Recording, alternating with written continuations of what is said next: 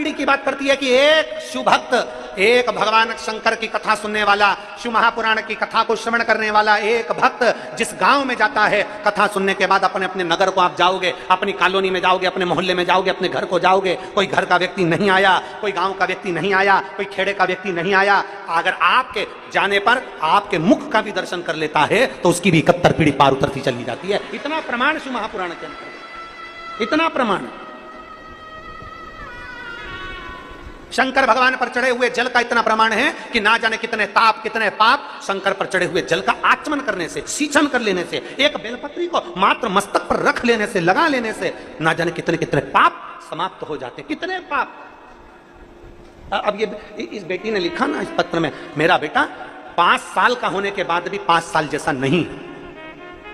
मेरा बेटा, मेरी बेटी 5 साल की, मेरा बेटा 5 साल का, क्योंकि दोनों जुड़वा हुए। मेरी बेटी 5 साल की लगती पर मेरा बेटा 5 साल का नहीं। डॉक्टर ने कहा इसको एक बीमारी हो गई है, इस बीमारी के कारण जब फिट आती है तो बेटे का विकास नहीं होता, इसका शरीर नहीं बढ़ेगा, इसके पांव हाथ टेढ़े हो जाएंगे, इसका विकास नहीं होगा, देख नहीं पाएगा, सुन नहीं पाएगा, बोल नहीं पाएगा, विकास नहीं होगा। फिर मैंने एक काम चालू करा, शंकर जी के मंदिर जाती, जल चढ़ाती, उस जल को लाकर अपने बेटे को पिला देती और बेटे के स्नान में बेटे के शरीर पर उस पूरे शरीर को जल लगा देती। केवल मैंने 1.5 महीना लगातार जल चढ़ाया और दुर्गाष्टमी का जो प्रयोग आपने बताया था मूंगा का, वो कर दिया। पशुपतिनाथ का व्रत किया, दूसरे व्रत में तो मेरा बेटा चलना प्रारंभ कर दिया। ये शिव तत्व है, ये शंभु, ये ओघड़ी, ये शंकर है। दुनिया के लोग कहेंगे शंकर पे चढ़ा हुआ जल सींचना नहीं, शंकर पे चढ़ा जल पीना नहीं, शंकर पे चढ़ा हुआ जल का आचमन मत करना, बेलपत्री मत खाना, ये मत करना, वो मत करना। शिव तुम्हारा, जल तुम्हारा, मन तुम्हारा, अगर तुम्हारा दिल करे तो प्रतिदिन करना, और नहीं मन करे तुम किसी दूसरे के कहने पर जाओ तो भले छोड़ देना, पर शंकर पर करा भरोसा कभी टूटता नहीं है, शिव संभाल लेता है। शिव पर करा भरोसा कभी टूटता नहीं है, शिव संभाल लेता है। और हमारी वाणी पर भरोसा मत करना, आपको गीता प्रेस गोरखपुर की शिव पुराण लेकर आओ, उसको धीरे धीरे आराम से पढ़ो। पढ़ने पर आपको ज्ञात होगा कि शंकर पर चढ़े हुए जल का मात्र आचमन करने से, सींचन करने से हमारे ना जाने कितने ताप, कितने पाप समाप्त होते चले जाते हैं। शिव महापुराण में लिखा है शंकर को चढ़ा हुआ प्रसाद का मात्र दर्शन कर लेने से व्यक्ति को सारे तीर्थों का पुण्य फल प्राप्त हो जाता है। शिव महापुराण में लिखा है, एक एक शब्द का स्मरण करिए, शिव पुराण के एक एक शब्द का स्मरण। मूंगा ने कहा, बाबा मैं नहीं जानता किसी का बच्चा, मैंने आपके जो जलाधारी को साफ किया है इसमें से मैंने निर्माल्य हटाया है, बाबा आप कृपा करना, किसी का बच्चा पानी में डूब रहा हो तो उसको निकाल दे। अपने लिए नहीं मालूम, उसको नहीं मालूम था कि मेरा बेटा, उसको नहीं मालूम था कि मेरा पुत्र, उसको नहीं मालूम कि मेरा बेटा मेरा पुत्र।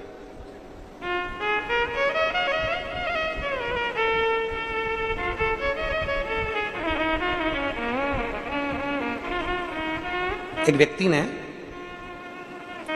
एक प्रश्न किया, क्यों गुरुजी तुम्हारा शंकर भगवान इतना फ्री है क्या कि कोई बुलाता और तुरंत दौड़ के आ जाता है?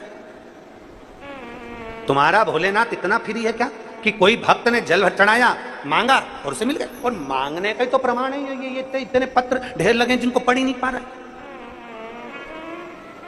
तुम्हारा शंकर भगवान इतना फ्री कि हमारे देवता तो कभी आते नहीं, तुम्हारा भगवान तो बस जल चढ़ाओ, 3 बार ताली बजाओ, हर हर महादेव कहो, बब्बाम भोले कहो, और बाबा देवादिदेव महादेव सामने आ जाता है। तुम्हारा शंकर भगवान इतनी जल्दी पुकार सुनकर आ जाता है। तो हमने कहा भैया शंकर भगवान और भक्त का रिश्ता दुनिया के लोग नहीं समझ सकते। शंकर भगवान भगवान नारायण के भी पिता हैं, शंकर भगवान ब्रह्मा जी के दादा हैं, शंकर भगवान इंद्र के परदादा हैं, शंकर भगवान सारे देवी देवताओं के दादा और परदादा हैं। तो उससे हमारा रिश्ता बाप और बेटे का है, उससे हमारा रिश्ता बेटी और बाप का है। वो हमारा पिता है, हम उसके बेटा बेटी हैं, बेटा बेटी हैं। और कौन बाप होगा, कौन बाप होगा जिसके सामने बच्चा पानी में डूब रहा हो और बाप बचाने के लिए नहीं कूदेगा क्या? बोलो तो जम के जरा, कूदेगा कि नहीं कूदेगा? कौन बाप होगा जो अपने बच्चे को बचाने के लिए ना कूदेगा? बाप तुरंत पानी में कूदेगा, भले उसको तैरना आता हो ना आता हो, पर मेरा बेटा मेरा बेटा मेरा बेटा, वो तुरंत कूद जाएगा और अपने बेटे को बचाने का प्रयास करेगा। हम निवेदन करना चाहेंगे, हमारा शंकर भगवान, हमारा ओघड़दानी, हमारा विश्वनाथ, हमारा ओमकारनाथ, हमारा महाकाल राजा, मेरा कुबेर भंडारी भी ऐसा ही है। जब अपने बच्चे को डूबता हुआ देखता है, कष्ट में देखता है, तो वो एक ना एक दिन कूद ही जाता है और उसका हाथ पकड़कर निकाल ही देता है। वो शिव है, बोल बम का नारा है, जरा जम के बोलो, बोल बम का नारा है। वो शंकर, वो घड़ी, वो शिव है, उसको समझना चाहिए। इसलिए निवेदन, उसको समझो।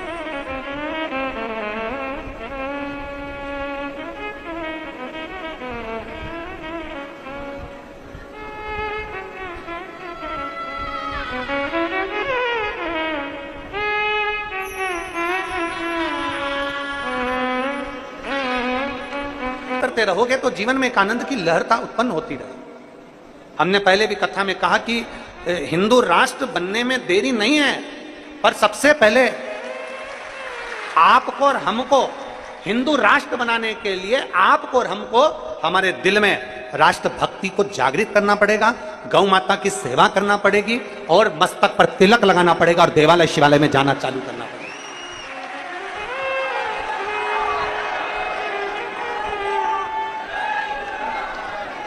ये पवित्र भूमि है वीर शिवाजी की, महाराष्ट्र की पवित्र धरा छत्रपति वीर शिवाजी की है। और यह वो महाराष्ट्र की पवित्र भूमि है जिस भूमि पर बाला साहब ठाकरे जैसा बैठ कर भी एक हुक्म चला देता था तो पूरा महाराष्ट्र उसको देखता। यह वो पवित्र भूमि है जिस भूमि पर स्वयं जीजाबाई अपने बेटे को उपदेश देती हैं और राष्ट्र पर विजय प्राप्त करती हैं। ऐसी पवित्र भूमि है वीर शिवाजी की, जहां छत्रपति वीर शिवाजी हैं। ऐसा पवित्र भूमि जहां पर गुरु गोविंद सिंह जैसे इस नांदेड़ की धरा पर विराजमान हैं, जो कई बार इस राष्ट्र को एक आनंदता, एक भाव प्रदान करते रहे। एक साधारण भूमि नहीं है।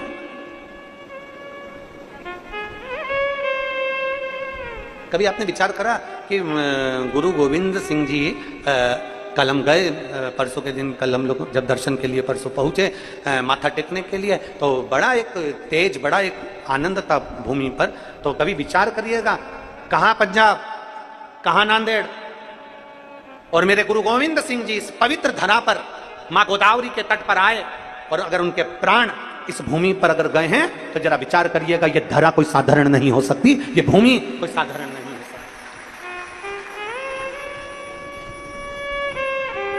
जानों ने अपने शरीर का बलिदान दिया, और वो भी राष्ट्र हित के लिए, देश हित के लिए।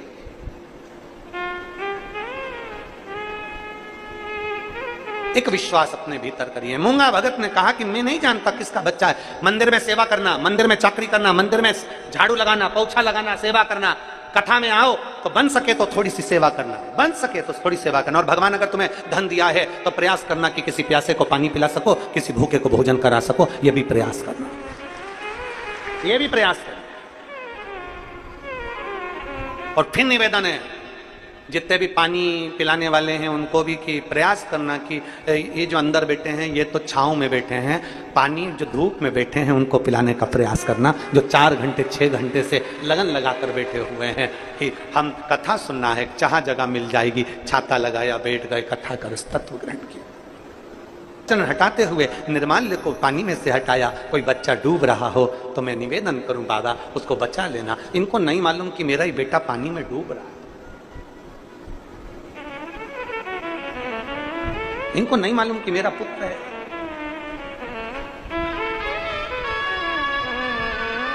बस शिव खुद नहीं आता, शंकर खुद नहीं आते, शिव मार्गदर्शन देने के लिए समय समय पर भेजते रहते हैं। जैसे जिस समय पर पूरा सनातन धर्म संकट में पड़ा था तो जगत गुरु शंकराचार्य जी को भेज दिया गया था शिव तत्व के रूप में, 4 पीठ का निर्माण कर दिया। संत नामदेव जी को भेज दिया, संत ज्ञानेश्वर जी को भेज दिया, संत तुकाराम जी को भेज दिया, जनाबाई को भेज दिया। कितने कितने संत गुरु नानक देव जी को भेज दिया, रामकृष्ण परमहंस जी को भेज दिया, मीराबाई, कर्माबाई, ना जाने कितने कितने संतों को भेज दिया। क्यों? केवल सनातन धर्म की रक्षा की। और कितना विश्वास होगा, कितना भरोसा होगा भगवान के प्रति, जरा विचार करिए। नामदेव जी महाराज, जिनको लोग कह देते थे छोटा है, नामदेव जी को कह देते थे छोटा है। नामदेव जी को कह देते थे छोटा है।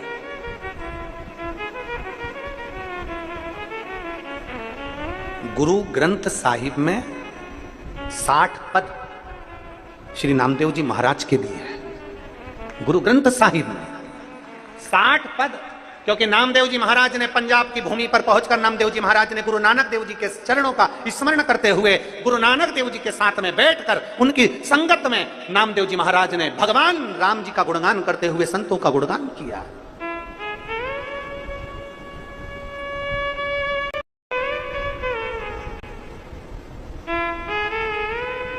और ओडा नाकनाथ में गुरु नानक देव जी और नामदेव जी दोनों गए। होंडा नागनाथ में महादेव के सम्मुख में, और जैसे ही नामदेव जी अंदर गए तो विद्वानों ने कहा ये कौन अंदर आ गया, इतना इतना नाच रहा है, कूद रहा है, ये कौन अंदर आ गया? उठाकर मंदिर के पीछे डाल दिया गया नामदेव जी को। नामदेव जी के पीछे डलते आंख में जल थे, गुरु नानक देव जी देख रहे थे। गुरु नानक देव जी ने कहा, नामदेव तुम्हें क्या तुम्हारी भक्ति पर भरोसा नहीं है? क्या तुम्हारे भगवान पर, तुम्हारी भक्ति पर, तुम्हारे को विश्वास पर विश्वास नहीं है, भरोसा नहीं है? नामदेव जी ने गुरु नानक देव जी से कहा, क्यों नहीं है, मुझे पूर्ण भरोसा। तो मंदिर का गेट उधर है, तुम्हें पीछे पटका गया है। गुरु नानक देव जी कहते हैं, आप और हम दोनों मिलकर शिव को पुकारते हैं। नामदेव जी ने भगवान हरि विठ्ठल का गुणगान किया, भजन किया, जो गुणगान किया, भगवान देवादिदेव महादेव ने मंदिर का दरवाजा बदल दिया, आगे का पीछे और पीछे का आगे का। गुरु नानक देव जी कहते हैं, नामदेव इसी को भक्ति कहते हैं, इसी को विश्वास कहते हैं। नामदेव तुम 8 साल के थे, हाथ में दूध का कटोरा लेकर तुम हरि विठ्ठल को दूध पिला देते थे। तुम्हारी भक्ति कोई साधारण नहीं है, तुम्हारा विश्वास कोई साधारण नहीं है। एक मां बैठी है जिसकी 2 बेटियां,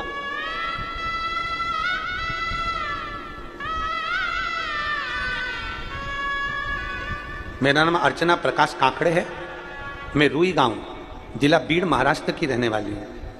हम खेती करते हैं, मेरे पति जमीन करते हैं, हमारी खुद की इतनी खेती कुछ नहीं है तो दूसरे की जमीन लेकर करते हैं। मैं महिलाओं के कपड़े सिलती हूँ, ब्लाउज आदि कादि, उसमें अपना गुजारा करती हूँ। बाबा, परली बैजनाथ की कथा सुनने के लिए मेरी 2 बेटी और मैं कथा सुनने के लिए पंडाल में गई। उसका एक कारण था, क्योंकि हमारी दशा ठीक नहीं थी और मेरी दोनों बेटियां कहती थी, माँ वो सियोर वाला महाराज कहता है कि पंडाल में बैठकर जो मांगा जाता है वो बाबा देता जरूर है। मेरी दोनों बेटियों को डॉक्टर बनना था और दोनों आस लगाकर बैठी थी। कहीं बैठी हैं ये? अगर कहीं आई हो तो हाथ हिलाइएगा। मेरा नाम अर्चना प्रकाश काकड़े, मैं रूई गांव, जिला बीड़, महाराष्ट्र से आई हूँ। मेरा मोबाइल नंबर ये है, कहीं बैठी हो तो हाथ हिला सकती है। और अगर कहीं बैठी हो तो पंडाल में कहीं बैठी हो तो मंच पर आ सकती है, व्यासपीठ के करीब में बेलपत्र लेने आ सकती है। मेरी दोनों बेटियों ने कहा, मां सियोर वाला महाराज कहता है कि पंडाल में बैठकर जो मांगा जाए वो देता है बाबा। दोनों बेटी कहती है, हम डॉक्टर बन सकते हैं क्या मां? तो मैंने अपनी बेटी से कहा, सियोर वाला महाराज कहता है कि मेहनत को चोग नहीं करना पड़ेगा और एग्जाम देने जाओ तो एक एक बेलपत्री शहद लगाकर शिव को चढ़ाकर जाना है। मेरी दोनों बेटियों ने 2022 में नीट की परीक्षा दी और नीट की परीक्षा देकर मेरी बेटियों ने विचार करा कि मेरा बाबा जरूर संभालेगा, उंगली जरूर पकड़ेगा। मेरी बेटियों से मैंने कहा कि चोग नहीं मेहनत करना। हमने कथा सुनी, बाबा से विनती करी और बेटियों ने नीट की परीक्षा दी। बाबा मैं क्या वर्णन करूं, मेरी बेटियां तो आश्चर्य में पड़ गई कि बाबा सुनता है। मेरी दोनों बेटियों की नीट की परीक्षा एग्जाम फाइनल में जीत गई और मेरी बेटियां नीट एग्जाम में फाइनल में जीतकर दोनों का एक ग्रुप बना। दोनों ने अच्छे नंबर से नीट का एग्जाम पास किया और बाबा की कृपा से आज मेरी एक बेटी MBBS कर रही है और दूसरी एक बेटी रत्नागिरी कॉलेज से और दूसरी बेटी BA MS कर रही है अहमदनगर कॉलेज से। मैं बाबा को यहाँ धन्यवाद देने के लिए आई हूँ, मैं शिव को प्रणाम करने के लिए। ये शिव तत्व है, ये शंकर ओघड़ी है। एक पत्र और है,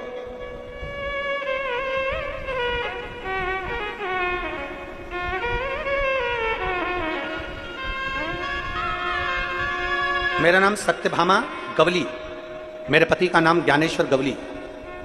मैं नालेश्वर में रहने वाली हूँ, ज्ञानेश्वर में रहने वाली हूँ, तालुका जिला नांदेड़। कहीं बैठी हो तो हाथ हिला सकती हैं। मेरा नाम सत्यभामा गवली, मेरे पति का नाम ज्ञानेश्वर गवली। कहीं बैठी हो तो हाथ हिला सकती हैं और बेलपत्र लेने के लिए आ सकती हैं। बाबा मैं क्या वर्णन करूं? मैंने पशुपतिनाथ का व्रत किया और टीवी के सम्मुख में आसन बिछाकर कथा सुनी। गुरुदेव, मैं बाबा को जल चढ़ाती, प्रार्थना करती और एक लोटे जल का मैं क्या वर्णन करूं गुरुदेव।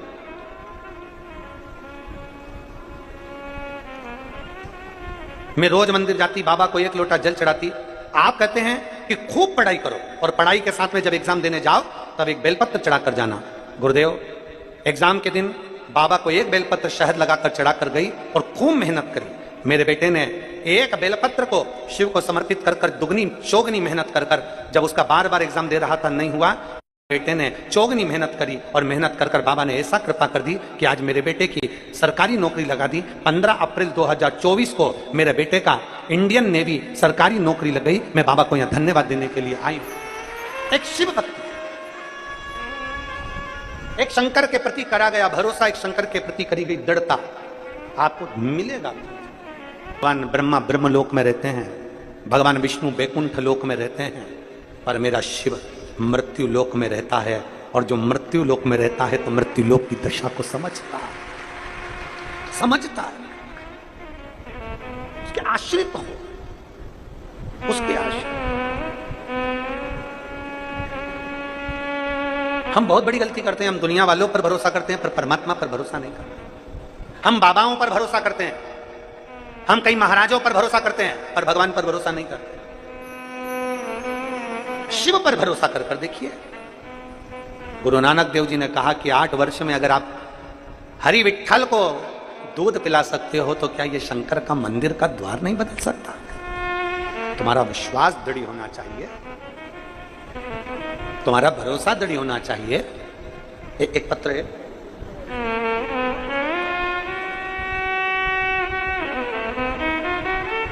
मैं मोहजकर सरोजा शेषराव, मैं मोहजकर सरोजा शेषराव, मेरा मोबाइल नंबर ये है। कहीं बैठे हो तो हाथ हिला सकते हैं, अगर कहीं बैठे हो तो हाथ हिला सकते हैं। वहां बैठे हैं, आ जाओ, एक बेलपत्र ले जाना। आ जाइए, आ जाइए। मैं मोहजकर सरोज शेषराव, मेरा मोबाइल नंबर ये है। मैं नांदेड़ की रहने वाली हूँ गुरुदेव, नांदेड़ में मेरा घर है। मैं बाबा का क्या वर्णन करूं गुरुदेव।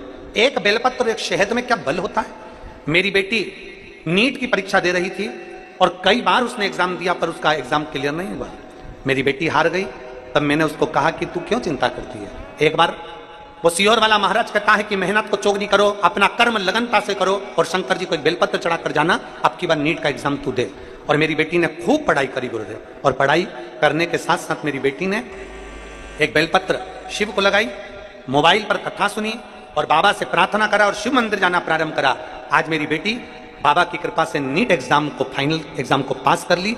2023 को मेरी बेटी का एग्जाम क्लियर हुआ और नागपुर के गवर्नमेंट कॉलेज में मेरी बेटी अब डॉक्टर की पढ़ाई कर रही है। मैं बाबा को धन्यवाद देने के लिए आई, मैं शिव को प्रणाम करने के लिए। एक लगन, एक विश्वास, एक दृढ़ता के साथ जब हम कुछ करेंगे तो क्यों ना शिव सुने। फिर निवेदन है, हाथ दिखाने से, भाग्य दिखाने से कुछ नहीं होगा। जरूरत है शंकर के मंदिर में जाओ और भगवान शिव का गुणगान करो, अपनी मेहनत चोगनी करो, अपनी लगनता से कर्म करो, खूब मेहनत करो, खूब। फिर क्यों ना आए शिव। मूंगा मालूम नहीं कि शिव आ गए। शंकर खुद नहीं आते, शिव खुद नहीं आते। कोई संत, कोई साधु, कोई गुरुजन के रूप में मेरा ओघड़दानी, मेरा शंभु आ जाता है, किसी ना किसी रूप में सम्मुख में खड़ा हो जाता है। शिव स्वयं नहीं आते, शंकर स्वयं नहीं आते। और मेरे ओघड़ बाबा, मेरे शंभु ने कृपा करी। मालूम नहीं मूंगा भगत को कि खुद का बेटा पानी में डूब रहा है, उसने तो केवल निर्माल्य हटाया था, मंदिर में से निर्माल्य हटाया और उसका फल ये मिला कि मेरे ओघड़दानी ने एक लकड़ी के डूंड को भेज दिया, बच्चे ने उसको पकड़ लिया, पकड़ा, वो डूंड बहता बहता किनारे पर आ गया, मेरा शंभू ने उसको किनारा देकर चला गया।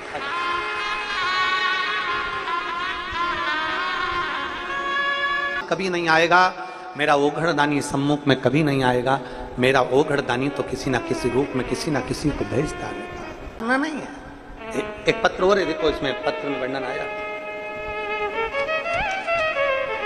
मैं सविता दीपक कुलकर्णी सिडको नांदेड़ की रहने वाली हूँ। कहीं बैठी हो तो हाथ हिला सकती हैं। आप ही हैं, आ जाइए, बेलपत्र ले जाना। सिडको नांदेड़ की रहने वाली हूँ, मेरा मोबाइल नंबर ये है। मेरा बेटा योगेश दीपक राव कुलकर्णी 12th कर एमए करा, एनसीबी कॉलेज से पढ़ा, सब कुछ किया उसने पढ़ाई, पर उसकी सरकारी जॉब नहीं लग रही थी, हार गया। एक तो गुरुजी आज के बच्चे भगवान को नहीं मानते, पर मैंने मेरे बेटे से कहा तू इतनी जल्दी हिम्मत मत हार, एक काम कर, तू मेरे साथ में पशुपति व्रत कर। मेरे बेटे ने पशुपति व्रत करा मेरे साथ, और ऐसी कृपा मेरे बाबा ने कर दी, गुरुदेव ऐसी कृपा कर दी कि बेटा जहां हिम्मत हार गया था, कुछ करने को तैयार नहीं था, बेटे ने शंकर के मंदिर में जाना, झाड़ू लगाना, पोछा लगाना। मैं बेटे का एक फोटो भी लगा रही हूं जिसमें वो शिव के मंदिर में जाकर सेवा करता है, आप उसको देख सकते हैं गुरुदेव, आप लोग भी एलईडी पर देख सकते हैं। शंकर के मंदिर में जाकर सेवा करना, झाड़ू लगाना, पोछा लगाना, चाकरी करना। तब मेरे बेटे ने भी आपकी कथा सुनना प्रारंभ करी और कथा सुनकर मन बना लिया कि सियोर वाला महाराज कहता है चौगनी मेहनत करो और शिव पर भरोसा करो। चौगनी मेहनत कर एक बेलपत्री शिव को चढ़ाकर उसने इंडियन आर्मी का फॉर्म भरा, और बाबा की कृपा ऐसी हो गई गुरुदेव कि मेरा बेटा इंडियन आर्मी में सिलेक्ट हो गया और कमीशन ऑफिसर के पद पर नियुक्त हो गया। मैं बाबा को यहां धन्यवाद देने के लिए आई, मैं शिव को धन्यवाद देने के लिए आई, मैं बाबा को प्रणाम करने के लिए आई।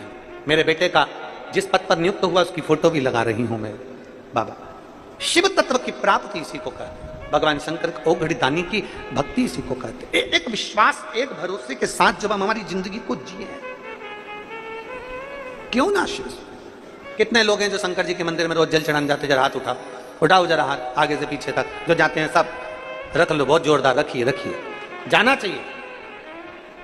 बोल बम का नारा है, आवाज कमाई कल्याण तुम्हारा है, जरा जम के बोलिए, बोल बम का नारा है।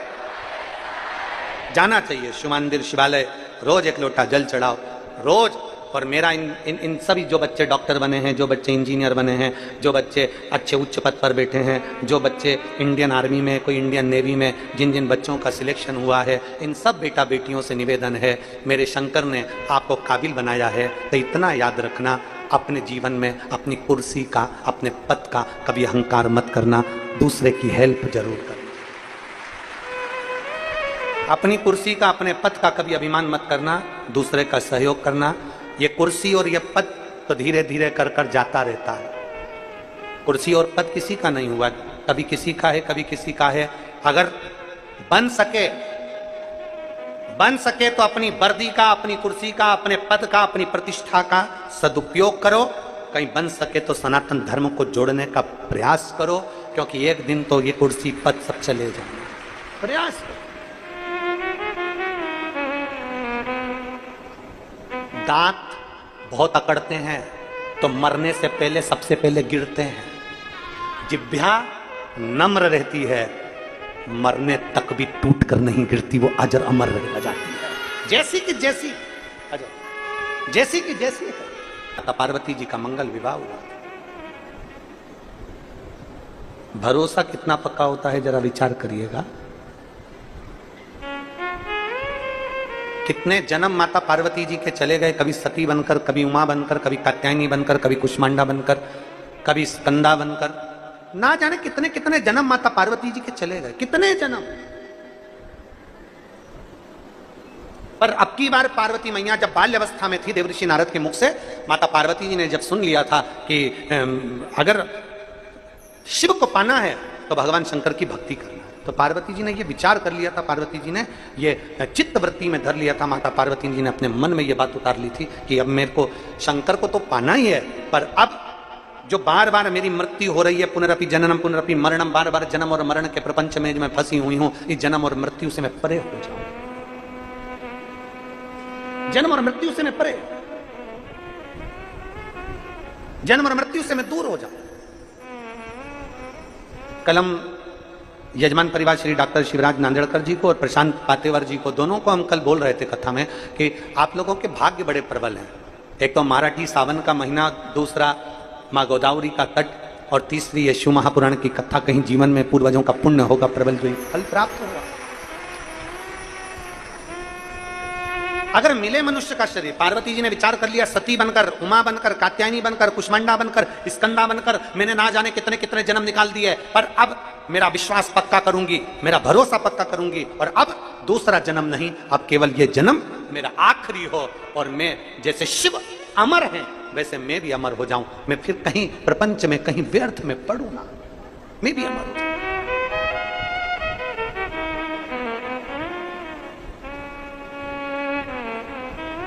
देखो शिवपुराण कहती है, दीपक अंधेरे में जलाओगे, दीपक अंधेरे में अगर जलाओगे तो वो प्रकाश करेगा। दीपक अगर अंधेरे में जलाओगे तो वो प्रकाश करेगा। एक बहुत अच्छी सूचना ये दो बच्चे दे रहे हैं कि देश की बेटी अपनी बेटी,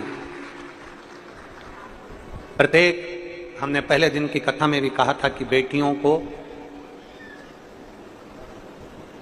विद्या अध्ययन के साथ में शस्त्र चलाना भी सिखवाओ, क्योंकि बेटियों को अब जरूरत पड़ गई है शस्त्र चलाना सिखाने की, बहुत जरूरत, बहुत जरूरत।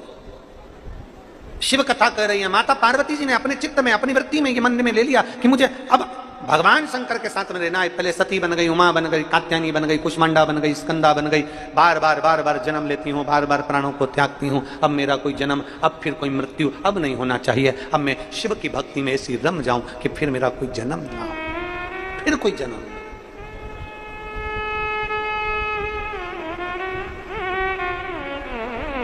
शिव भक्ति साधारण भक्ति नहीं है, शिव भक्ति कोई साधारण नहीं है।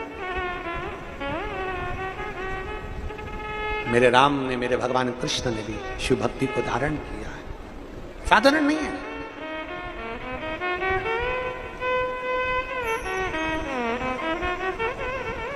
कोई भक्ति, पार्वती जी ने जो शिव भक्ति करी उसको साधारणता नहीं समझा, और माता पार्वती जी ने शिव जी के साथ में विवाह करने के बाद सबसे पहला कार्य करा, माता पार्वती जी ने शंकर जी से कहा कि मुझे वो अमर कथा सुना दो जिससे मैं अमर हो जाऊं। जो बार बार मैं जन्म ले रही हूं, बार बार मृत्यु हो रही है, फिर जन्म, फिर मृत्यु, पुनरपि जननम पुनरपि मरणम, ये मृत्यु और जन्म के प्रपंच से मैं छूट जाऊं,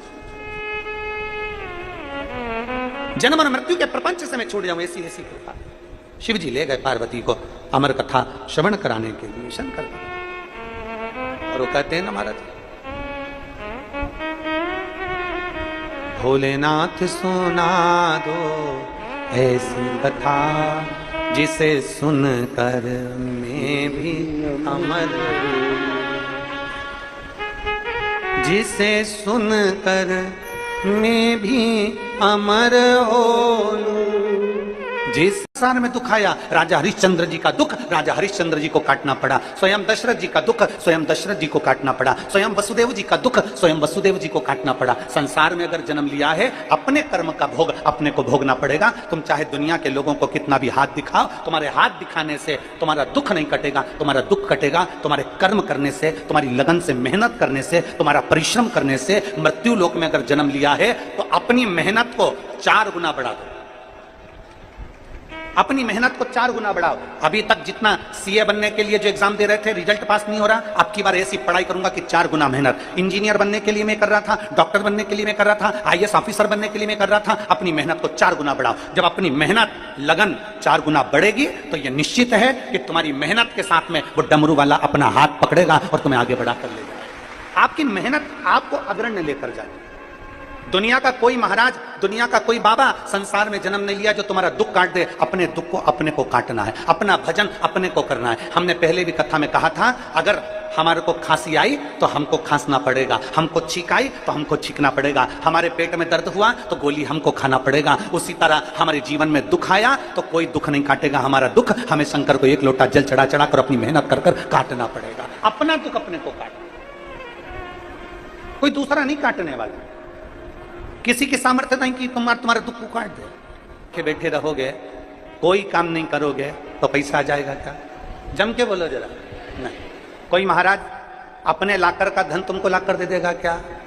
तुम्हारे रिश्तेदार तुमको 50,000 1 लाख रुपए लाकर दे देंगे क्या? तुम्हारे कुटुंब भी लाकर दे देंगे क्या? नहीं। किसी की सामर्थ्यता नहीं कि तुम्हारा दुख काट सके। अपने को घर से निकलना पड़ेगा, अपने को स्वयं मेहनत करना पड़ेगा, अपनी लगनता अपने को लगाना पड़ेगा। और इतना परिश्रम, वो कहते हैं ना, परीक्षा हॉल में तुम गए पेपर देने के लिए, और परीक्षा हॉल में तुम जाने के बाद में परीक्षा में तुम्हारी टीचर से पहचान, जो टीचर तुम्हारी एग्जाम ले रहा है उससे तुम्हारी पहचान है। अब तुम टीचर को देख के मुस्कुरा रहे हो, और टीचर क्या कह रहा है? लिखो। टीचर क्यों बोल रहा है? टीचर क्यों बोल रहा है कि लिखो? क्योंकि तेरी कॉपी में तू लिखेगा, कुछ भी लिख, पर लिख, कैसा भी लिख, पर लिख। लिखना तुझे पड़ेगा, तुझे याद नहीं है तो भी लिख। कॉपी तो भर, कॉपी भरेगा तो टीचर से अगर पहचान है तो तूने अगर कॉपी भर दी तो कैसे ना कैसे तुझे नंबर दे ही देगा। और अगर कॉपी नहीं भरेगा, तू अगर लिखेगा ही नहीं तो टीचर नंबर कहां से देगा? बोलो सही है कि गलत है? जम के तो बोलो जरा। तुम्हें लिखना पड़ेगा स्वयं। टीचर से कितनी भी पहचान हो, स्कूल में कितनी भी पहचान हो, किसी व्यक्ति से कितनी भी पहचान हो, पर टीचर कहेंगे कॉपी तो भरो, भले कुछ नहीं आता, तुम्हारी मर्जी पड़े जो लिख दो, पर लिखो तो। तुम तो नांदेड़ का इतिहास लिख दो।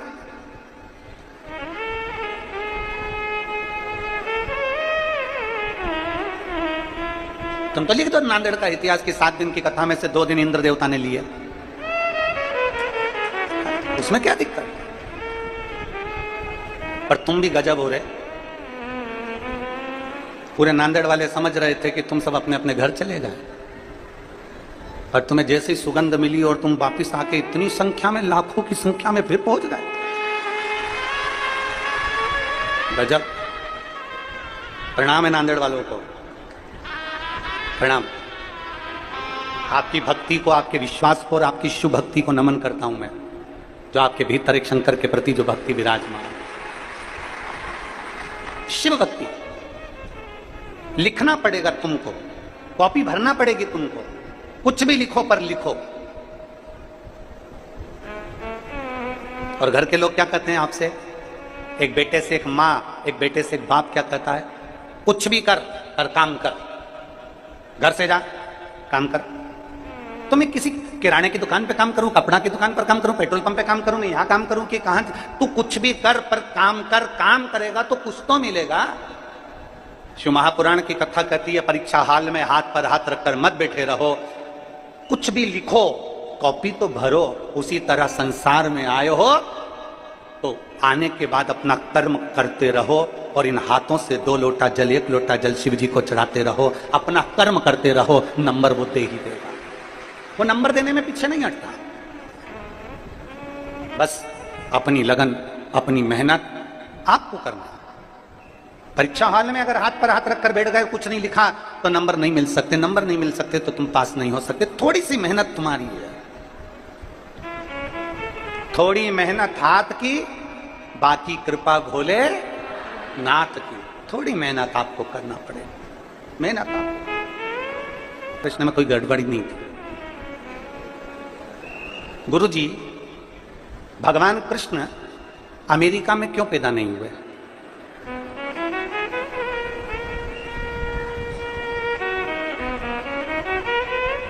भगवान कृष्ण चीन में क्यों पैदा नहीं हुए? भगवान कृष्ण विदेश में क्यों नहीं जन्मे? क्यों पैदा नहीं? हम उस बेटे से कहना चाहते हैं, हम उस बेटी से कहना चाहते हैं कि तुम्हारा प्रश्न है कि भगवान अमेरिका में क्यों नहीं जन्मे, भगवान विदेश में क्यों नहीं जन्मे? क्योंकि विदेश में रहने वाले व्यक्ति दिमाग से प्रेम करते हैं, और भारत में रहने वाला व्यक्ति दिल से प्रेम करता है, इसलिए मेरा कृष्ण भारत की भूमि पर जन्म लेता है। कृष्ण अमेरिका में इसलिए नहीं जन्मे क्योंकि वहां के लोग दिमाग से प्रेम करते हैं। ये इससे मुझे क्या फायदा होगा, इससे मुझे क्या लाभ होगा। विदेश में रहने वाला व्यक्ति दिमाग से प्रेम करता है और भारत में रहने वाला व्यक्ति दिल से प्रेम करता है, इसलिए मेरा भगवान भी इस भारत की भूमि पर कभी राम कभी कृष्ण बनकर जन्म लेता है। दिल से प्रेम किया जाए। यहां भाई भाई से प्रेम करता है, यहां एक स्नेह जनमानस का रहता है, एक स्नेह।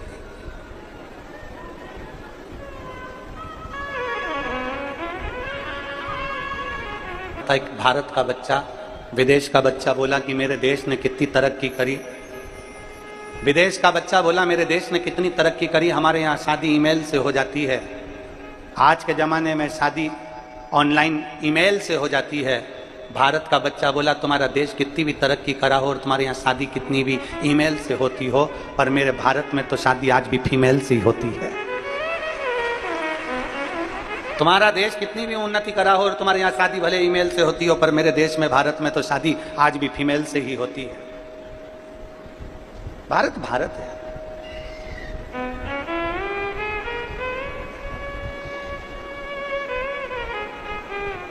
एक लगन, एक मेहनत, एक परिश्रम, विश्वास का विश्वास।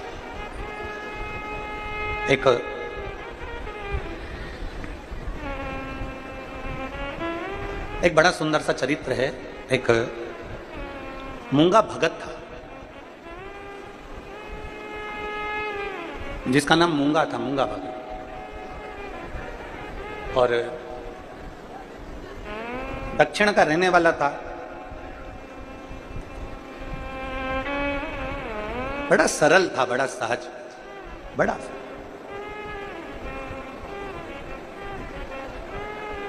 आज के आडंबर से वो बहुत दूर था, बहुत। उसका सबसे प्रबल था भगवान शंकर के प्रति विश्वास, उसका सबसे प्रबल था भगवान शिव के प्रति भरोसा, बहुत दृढ़, बहुत। शंकर भगवान के शिवलिंग पर जल चढ़ाए बिना वो पानी नहीं पीता था। भगवान शंकर के शिवलिंग का भजन करे बिना, स्मरण करने बिना, शिव की स्तुति करे बिना वो कहीं जाता नहीं था। शंकर भगवान की अविरल भक्ति में दिन भर डूबा रहता, दिन भर। कल की कथा मोबाइल पर आस्था चैनल पर सुनी, सबने रखवा। हमने उसमें कहा था कि शंकर परीक्षा बहुत लेते,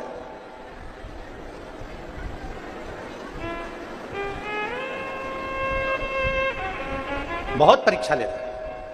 शंकर भगवान ऐसे ही अपना नहीं बना लेते। शिव के करीब में जाने के लिए शिव जैसा विश्वास, शिव जैसी सामर्थ्यता, शिव जैसी लगन, शिव जैसी श्रद्धा और शिव जैसी भक्ति होना जरूरी है।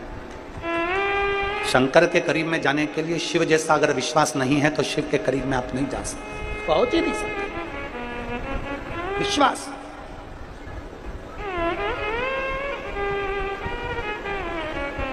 और जितनी मेरी जीजियां बैठी हैं, जो मेरे भाई बैठे हैं, मेरे जीजा बैठे हैं, अगर एक लोटा जल चढ़ा रहे हो तो ये तैयारी कर कर रखना कि तुम्हारी परीक्षा जरूर है। हारना मत। ये नहीं कि 1 महीना मंदिर चलेगा, 2 महीना मंदिर चलेगा, 3 महीना मंदिर चलेगा, 4 महीना मंदिर चलेगा, 5 महीना मंदिर चलेगा, फिर मंदिर नहीं गए ना। हारना नहीं। एक पत्र है,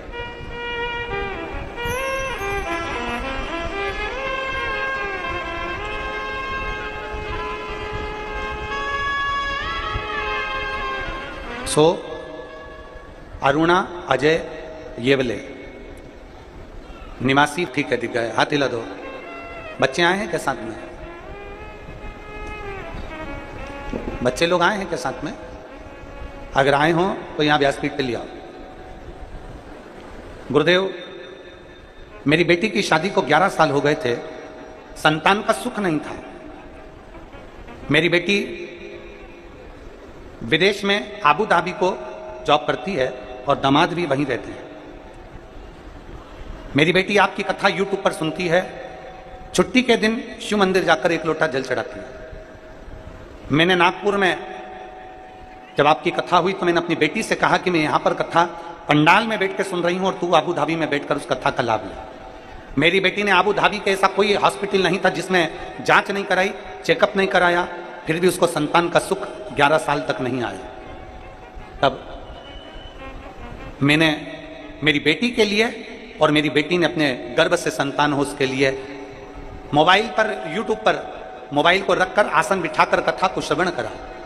मेरी बेटी ने तो पहले कह दिया, मेरे दामाद ने कह दिया, मम्मी हमने इतने बड़े हॉस्पिटल में दिखा लिया तो ये शिव पुराण से कैसे बच्चा हो जाए? शिव पुराण से क्या, सुनने से क्या संतान की प्राप्ति हो सकती है? मैंने मेरे दामाद और बेटी से कहा एक बार विश्वास कर तुम कथा तो सुनो, अगर तुम्हारा विश्वास पक्का है तो ये मैं कहती हूं कि तुम्हें संतान जरूर होगी। और बाबा कभी भी झोली खाली नहीं छोड़ता। मेरे बाबा ने ऐसी कृपा करी गुरुदेव, मैंने नागपुर में कथा सुनी, मेरी बेटी ने अबू धाबी में कथा सुनी और 7 जुलाई 2024 को मेरी बेटी को भगवान ने 2 बच्चे दिए, एक लड़का और एक लड़की जुड़वा हुए। मैं बाबा को धन्यवाद देने के लिए यहाँ आई हूं। मैं बाबा को क्या वर्णन करूं गुरुदेव? आपकी एक लाइन बड़ी सुंदर है, उस लाइन को आप और हम सब दोहराएंगे। कोई जल्दी बनता है, कोई देर से बनता है, लेकिन शिव को जल चढ़ाने वाला एक दिन सेठ जरूर। शिव को जल चढ़ाने वाला। मैंने अपनी बेटी के दोनों बच्चों का फोटो लगाया है गुरुदेव, आप लोग भी एलईडी पर, आस्था चैनल पर वो दोनों बच्चों के फोटो और उसकी मम्मी बच्चों को लेकर बैठी अबू धाबी में। उसका अगर विश्वास पक्का है, अगर भरोसा पक्का है, भरोसा निश्चित है, दृढ़ है, और भरोसा यदि प्रबल है तो शिव क्यों ना मिले, शंकर कैसे ना मिले? एक विश्वास अपने भीतर प्रकट करिए। और यहां जितनी संख्या में आप लोग कथा श्रवण करने के लिए आए हैं, पंडालों में भले जगह नहीं हो, आप लोग पंडाल के बाहर अपना अपना छाता लगाकर, अपना अपना आसन बिछाकर, पन्नी बिछाकर, जो भी बिछाकर आप लोग बैठे हुए हो, एक विश्वास मानकर कथा सुनना कि अगर दिल से ठीक है, 2 दिन की कथा अगर निकल भी गई तो कोई दिक्कत नहीं।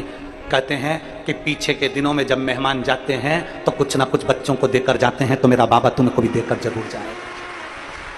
एक विश्वास, एक भरोसा, एक दृढ़ता अपने भीतर धारण कर कर कथा का रिस्पान करिए और अपने जीवन को सार्थक बनाइए। प्रयास करो। हम उस शंकर की भक्ति में डूबे। भरोसा आपको करना, विश्वास आपको रखना, दृढ़ता आपको रखना। और भगत शिव की भक्ति में डूबा रहता और उसका एक विश्वास था, शंकर को जल चढ़ाए बिना पानी नहीं पीता, शिव को जल चढ़ाए बिना जल ग्रहण नहीं करता था। जैसे अर्जुन, जैसे युधिष्ठिर, अर्जुन और युधिष्ठिर का भी नियम था कि शंकर को जब तक जल ना चढ़ जाए तब तक जल ग्रहण नहीं करते थे। अर्जुन और युधिष्ठिर तो द्वापर की बात है, स्वयं हमारे शास्त्र वर्णन करते हैं, मेरे राम जी महाराज भी वन में जब 14 वर्ष के लिए मेरे राघव जी जब वन के लिए गए, मेरे राम जी महाराज जब तक के पार्थिव शिवलिंग का निर्माण नहीं कर लेते, उसकी पूजन नहीं कर लेते, जल नहीं चढ़ा लेते, तब तक मेरे राम जी भी मुख में जल ग्रहण नहीं करते थे। ऐसा नियम मेरे राम जी का था। शिव की आराधना करे बिगर मेरे भगवान कृष्ण भी जल को ग्रहण नहीं। शिव आराधना मूल है, शिव आराधना, शिव की आराधना बिना कुछ भी नहीं, कुछ नहीं। गत है, मैं महाराष्ट्र के जालना जिले में रहती हूं। आ जाइए,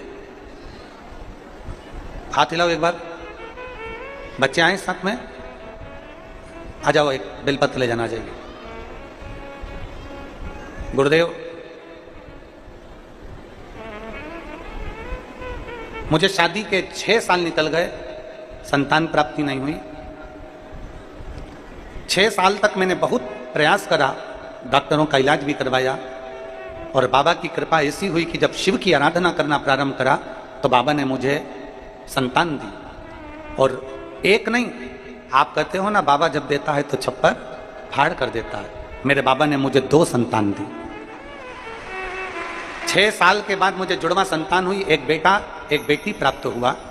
संतान होने के 6 महीने के बाद मेरे बेटे को तेज बुखार आ गया, और बुखार आने के कारण बस उसको आ गई फिट्स, उसको झटके आना प्रारंभ हो गए।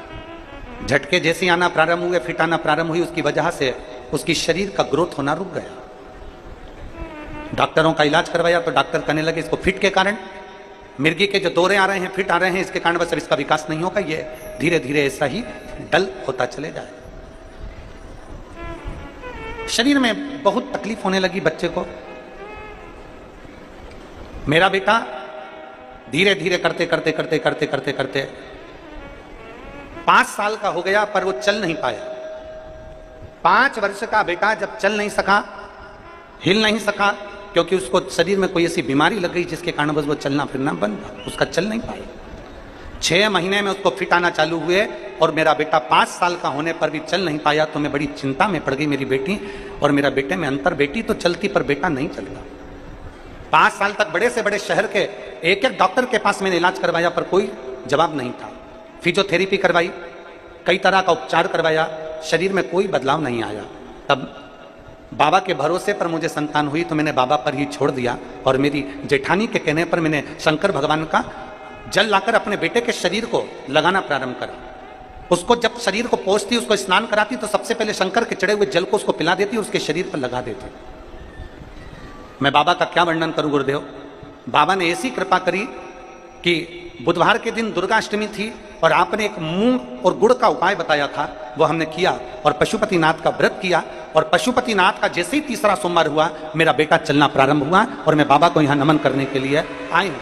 अब मेरा बेटा खुद चलता है और बाबा को वो जल भी चढ़ाता है, जिसके मैं फोटो भी लगा रही हूँ। शिव तत्व है, आप लोग LED पर फोटो देख सकते हैं, आस्था चैनल पर भी उस फोटो को निहार सकते हैं। शिव तत्व की प्राप्ति, एक विश्वास, एक भरोसा, एक दृढ़ता जब हमारे भीतर प्रकट होती है, हम जिस भरोसे के साथ शंकर को जल चढ़ाते हैं, हम जिस भरोसे के साथ शिव की आराधना करते हैं, शिव हमें उस भाव से स्वीकार कर लेता है।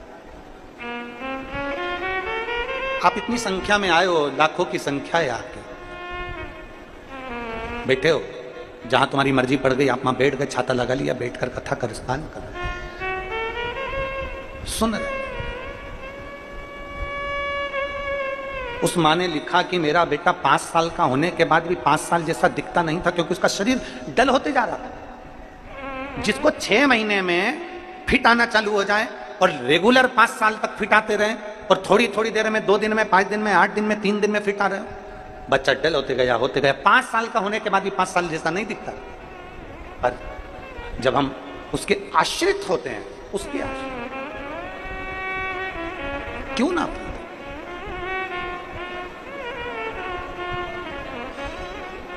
बहुत विश्वास के साथ में कथा को अगर सुनते हैं।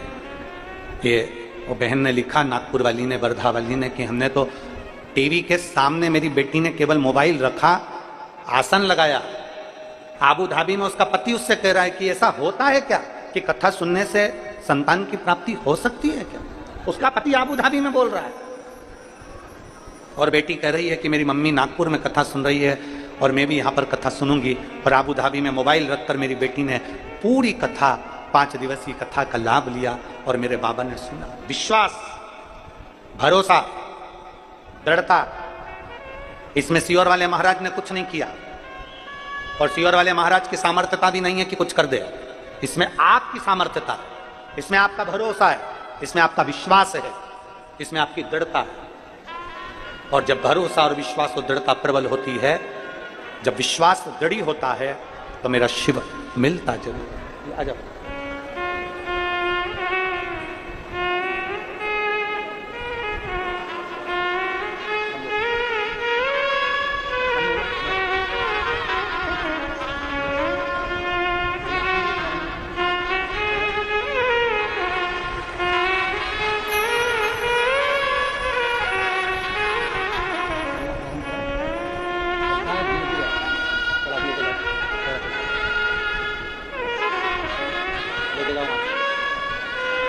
हाथ पकड़ के लेके जाओ,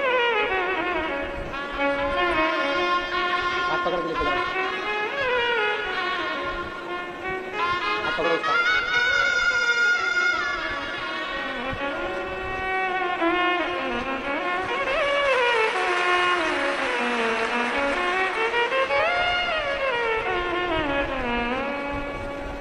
मैंने तेरे ही भरोसे बाबा, तेरे ही भरोसे हवा भी छोड़ती जाऊं, बाबा डोर में कटी जा। विश्वास, मूंगा का भरोसा प्रबल था। दक्षिण में रहने वाला वो मूंगा भगवत का भरोसा प्रबल था। बिना शिव को जल चढ़ाए आचमन नहीं करता था, जल नहीं पीता। एक नियम आप भी बनाओ अपनी जिंदगी में कि मुझे शंकर के मंदिर जाना है। कई पुरुष कहते हैं, कई मेरी बेटियां, कई मेरी बहनें कहती हैं कि हम ऑफिस जाते हैं तो शंकर के मंदिर कैसे जाएं, घर का काम करना, जल्दी से हमें ऑफिस जाना, जल्दी से हमें ऑफिस जाना।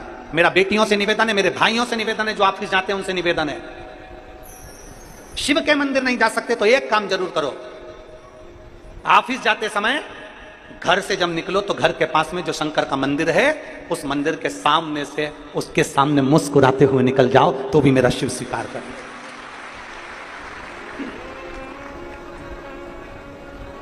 हमारे बाबा ने हमको दिया क्या? हमारे शंकर ने, हमारे शंभू ने, हमारे त्रिकालदर्शी कैलाशी अविनाशी ने हमारे चेहरे पर हमको स्माइल दी है, हमारे चेहरे पर हमें मुस्कुराहट दी है। शिव महापुराण की कथा कहती है, आप दुनिया के लोगों को कुछ नहीं दे सकते तो अपनी प्रसन्नता जरूर दीजिए, अपनी स्माइल जरूर दीजिए, अपनी मुस्कुराहट जरूर दीजिए। किसी के जीवन में दुख कितना भी है ना, अगर उसने मुस्कुराना सीख लिया तो यह पक्का है, कितना भी कर्जा हो जाए, कितनी भी तकलीफ हो जाए, एक एग्जाम में फेल भी हो गए ना कोई बात नहीं, एक कंपटीशन एग्जाम में बैठे थे नहीं हुआ सिलेक्शन, कोई बात नहीं, कोई बात नहीं।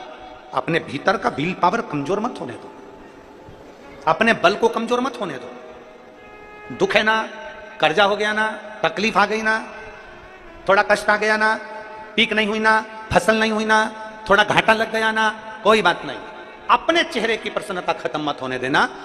शंकर के मंदिर में जब भी जाना लोटा भर के जल चढ़ाने तो मुस्कुरा कर जाना, तो शंकर जी को भी लगेगा कि इतनी दुखी होने पर भी मुस्कुराती है, मैं तुझे वर देता हूं कि अब तुम मुस्कुरा, ये मेरा वर है कि तुम मुस्कुरा, रो कर नहीं, आंख में आंसू भर कर नहीं,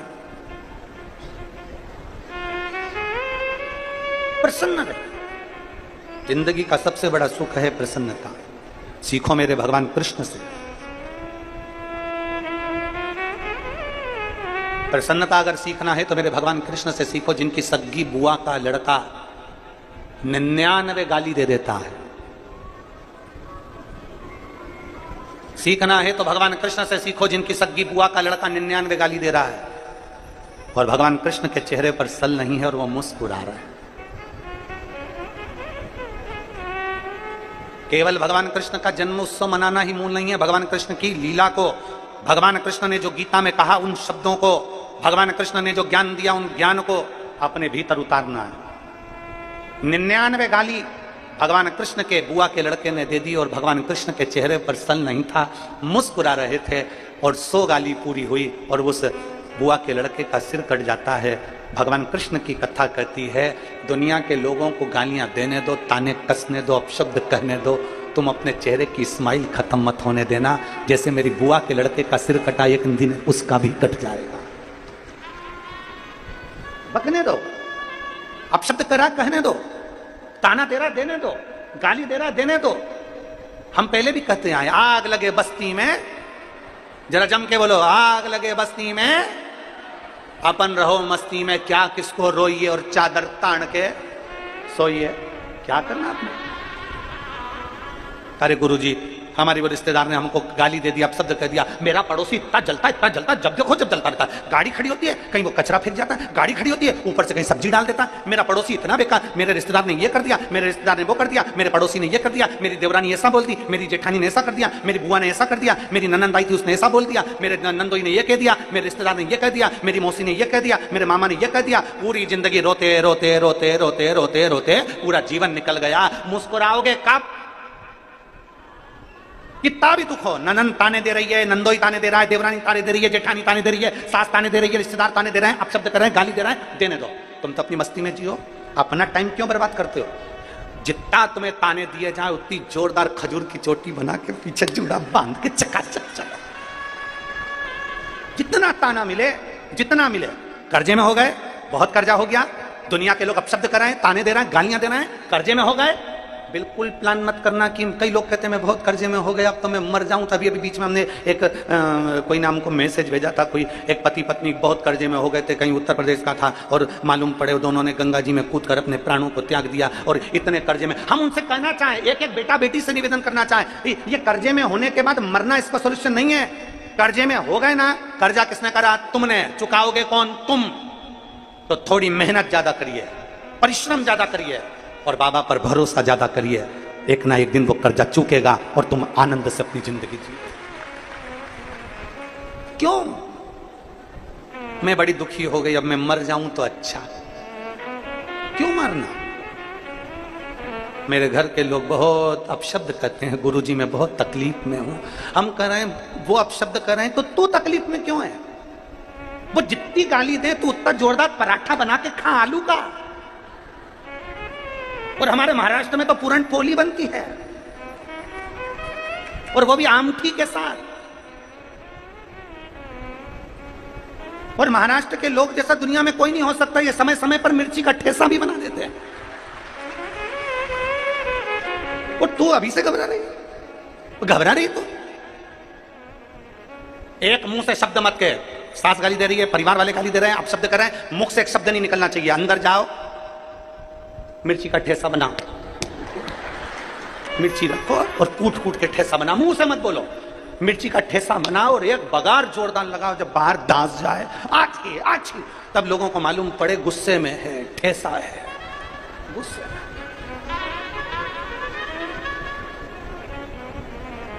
क्यों? किस लिए? हम अपनी जिंदगी क्यों समाप्त करें? कई लोग कहते थे मेरे को उसने ऐसा बोल दिया मैं तो मर जाऊंगा। काय को मरे? छाती पे मूंग डालो। क्यों मरे? अलमस्त जिंदगी जियो, सारी समस्या का हल एक लोटा जल। रोज दुनिया के लोग अपशब्द कहें, सिर पे पल्लू डालो, बढ़िया प्रेम से एक लोटा जल भरो, शंकर जी के मंदिर में जाके श्री शिवाय नमस्तुभ्यम कहकर शंकर की आराधना करो। पर कभी ये विचार नहीं करना कि अब मेरी जिंदगी बेकार हो गई, जिंदगी बेकार हो गई, जिंदगी बेकार हो गई। बार बार सोचोगे, मुख से सरस्वती एक बार निकलती है और मालूम पड़े वो जिंदगी बेकार ही हो जाए। अच्छा विचार करो, अच्छा सोचिए,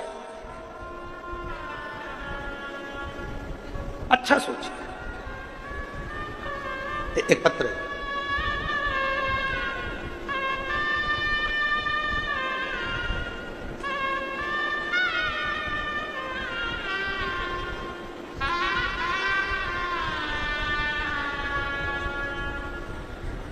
मेरा नाम सुवर्णा शिवलिंग गचारे है। मैं पल्ली बैजनाथ की रहने वाली हूँ। मेरा नाम स्वर्णा शिवलिंग गचारे। कहीं बैठी हो तो हाथ हिलाइएगा, ठीक है? बच्चा आया है साथ में? आए हो तो लेकर आ जाइए। आप भी आ जाओ, एक बेलपत्र ले जाना। पल्ली बैजनाथ से आई हूँ। 13 साल तक बच्चा नहीं हुआ गुरुदेव। परिवार वाले, नातेदार, रिश्तेदार सब मुझे टोका करते। गुरुदेव, जब 13 साल तक बच्चा नहीं हुआ, मैं बाबा से रोज प्रार्थना करती थी कि मैं कहीं बाहर नहीं जा सकती, आप कि ऐसी कृपा कर दो कि हमारे पल्ली बैजनाथ में एक बार शिव महापुराण की कथा हो जाए, मैं भी पंडाल में बैठकर कथा सुन लूँ और बाबा से मांग लूँ।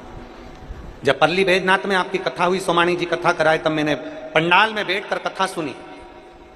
इतना पानी बरसा गुरुजी उस कथा में, इतना पानी बरसा, पर हमने पल्ली बैजनाथ की कथा पूरी पंडाल में बैठकर जब श्रवण करी और बाबा से विनती करी, बाबा मेरे घर 13 साल से संतान नहीं, तू कृपा कर दे। गुरुदेव, मंदिर जाना प्रारंभ कर दिया, एक लोटा जल चढ़ाना प्रारंभ कर दिया, और बाबा की कृपा ऐसी हुई कि 13 साल के बाद 25 नवंबर को मेरे घर में संतान का सुख हुआ। मैं बाबा को यहां धन्यवाद देने के लिए आई। 13 वर्ष के बाद।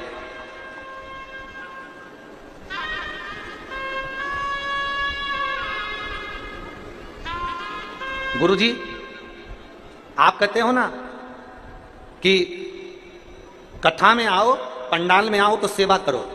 मैंने पल्ली बैजनाथ की कथा भी सुनी और वहां पर भोजनशाला में जहां भोजन बनता था वहां जाकर रोटी भी बनाई, सब्जी भी बनाई, सब्जी काटी भी और खूब सेवा करी।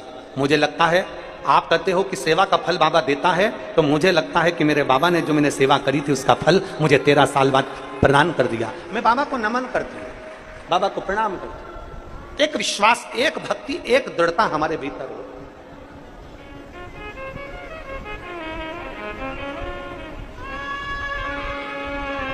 और जब विश्वास और भक्ति और प्रबल होगी तो शिव मिलेगा। मूंगा भगत अपनी भक्ति में तल्लीन था, तल्लीन। कुछ है नहीं है वो अपनी जगह, पर अपना विश्वास दृढ़ बनाकर रखा। मूंगा भगत का बेटा अपने मित्र के साथ में स्नान करने गया और तालाब में छोटा सा बेटा खेलते खेलते वो तालाब में पानी में डूब गया। मूंगा को नहीं मालूम।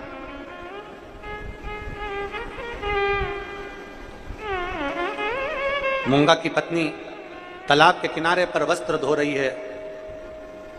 मूंगा की पत्नी तालाब के किनारे पर वस्त्र को धो रही है और मूंगा का बेटा तालाब में चले गया और डूब रहा है, प्राण छूट रहा है। उसको तैरना नहीं आता, पत्नी को तैरना नहीं आता। मूंगा हाथ में जल का पात्र लिया हुआ है और एक हाथ में थोड़ी सी कोई पत्तियां, बेलपत्र होगी या अन्य पत्तियां। जिस पुस्तक में हमने ये मूंगा भगत की कथा पढ़ी उसमें पत्तियां लिखा है, तो हम कहें कि बेलपत्ती ही होगी। हाथ में थोड़ी सी पत्तियां हैं वृक्ष की, एक हाथ में जल का पात्र है। मूंगा भगत शिवालय के लिए शंकर के मंदिर की ओर जा रहा है। शिवालय चलते चलते चलते चलते जैसे ही निकला, नगर के गांव के लोग बहुत सारे दौड़ते हुए जा रहे थे, चिल्लाते हुए जा रहे, अरे कोई का बच्चा पानी में डूब गया, अरे कोई का बच्चा पानी में डूब गया। मूंगा भगत को नहीं मालूम कि खुद का बच्चा पानी में डूब रहा है।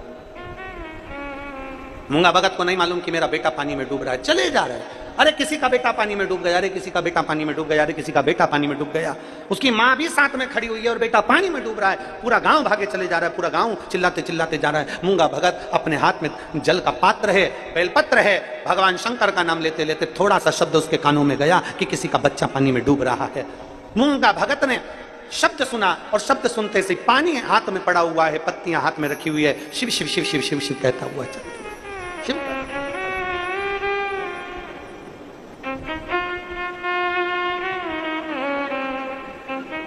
नहीं करें।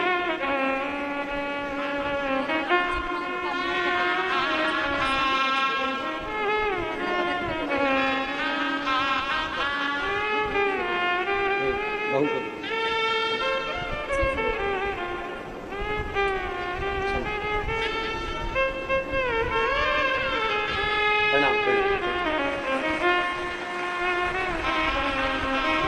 मूंगा भगत अपनी मस्तता में, अपनी आनंद में चला जा रहा है। शिव शिव शिव शिव रटते रटते जा रहा,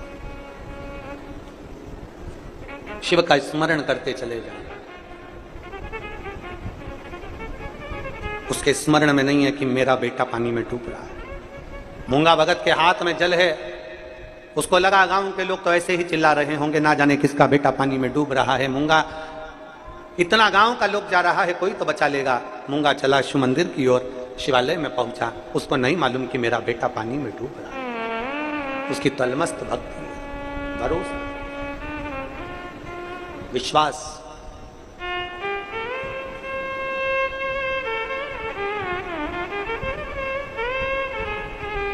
भगत की थी। शिव मंदिर में पहुंचा, शंकर को जल चढ़ा रहा है। जल थोड़ा सा चढ़ाया, चढ़ाने के बाद क्या देखा कि वो जल जहां से बह रहा था उस स्थान पर बहुत सारा निर्माल्य पड़ा हुआ था।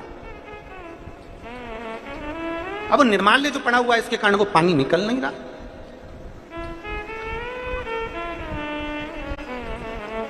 जो निर्माल्य पड़ा है पानी निकल नहीं रहा। अब पानी नहीं निकल रहा तो इसने देखा कि भाई पानी नहीं निकल रहा। इसने जल का लोटा नीचे रखा, बेलपत्री रखी और निर्माल्य जो जल के बीच में आ रहा था, जहां से पानी बहकर जा रहा था, वहां जो निर्माल्य पड़ा हुआ था उसको हटाने लगा। हटाते हटाते मूंगा भगत ने कहा भोले बाबा से, बाबा मैं जब आपको जल चढ़ाने आ रहा था तो गांव के लोग चिल्ला रहे थे कि किसी का बच्चा पानी में डूब रहा है। बाबा, जैसे बहते हुए जल में से मैंने निर्माल्य को हटाया, ऐसी कृपा किसी का बच्चा अगर पानी में डूब रहा है ना बाबा, तो तू भी कृपा कर कर उसको पानी में से हटा देना, कहीं से उसको बचा दे। भक्त है, भक्त। शिव महापुराण की कथा कहती है, कभी जिंदगी में अगर शंकर का दर्शन करने को ना मिले तो कोई शिव भक्त का मात्र दर्शन कर लीजिए, मात्र दर्शन कर लीजिए, उसका भी फल हमारे यहां निश्चित है।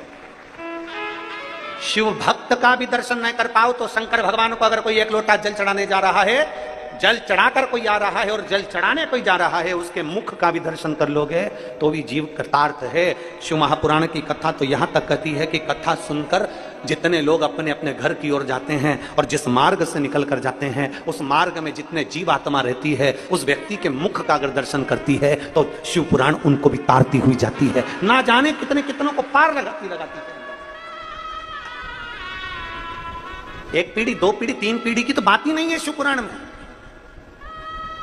कर्म करे हुए, हमने अच्छा कर्म करा है, हम कथा सुन रहे हैं, हमने लोगों को भोजन कराया, भंडारा करा, कोई अच्छा काम किया, सत्कर्म करा, भक्ति करी, भजन किया, कीर्तन किया, मंत्र जाप किया, स्मरण किया, पर हमारा करा हुआ पुण्य भी कभी कभी समाप्त हो जाता।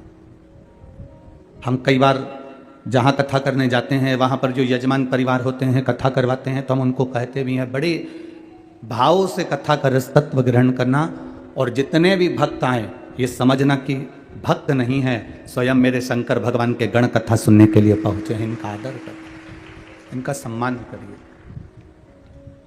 आदर करिए। शादी में मेहमान आते हैं, जिनको आप बुलाते हो वही पहुंचता है।